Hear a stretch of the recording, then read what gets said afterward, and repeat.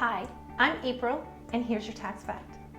So I bet you're pretty excited you bought your first home and you heard there's some pretty sweet tax deductions that you'll get gobs of money back, because after all, it took truckloads of money to buy the thing, so you should get some of that money back, right? Well, not exactly. You may or may not be able to deduct the expenses on your home.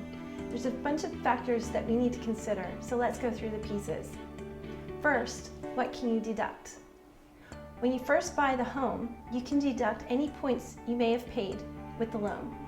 You can check your settlement sheet and find them listed usually as loan origination fees. So points are basically a percentage of the loan amount. So 1 point is equal to 1% of the loan amount. I would recommend that you don't pay points. Your interest rate will be slightly higher, but over time, most people don't stay in their homes for 30 years, or they'll refinance often. So better to save on the upfront costs. So if you did pay the points or a seller paid your points, they could be deductible for your new home purchase. Every year, you'll be able to deduct the real estate taxes and any mortgage interest that you spend, as well as any mortgage insurance premium. Not homeowner's insurance, mortgage insurance premium. We call that MIP for short. This is the insurance that you have to pay each month since you don't have 20% equity in the house.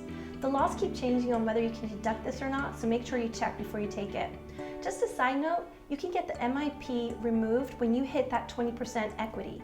So pay attention. A lot of the mortgage companies won't tell you when you hit that value.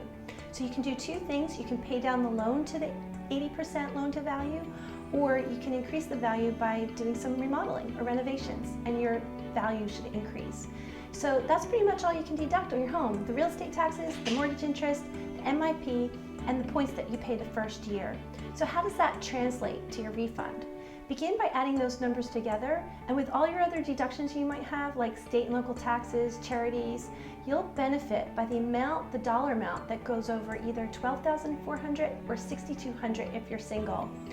If you're in a 15% tax bracket and you go over $1,000, you would get 15 cents on the dollar, or $150 in your refund.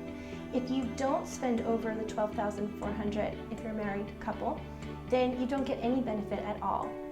So if you've spent this money, then you'll either get nothing back or you'll get a little bit. So it can be kind of disappointing, especially if you bought the house at the end of the year. So there you have it. I'm April, and here's your tax fact, brought to you by Ambrozy Accounting.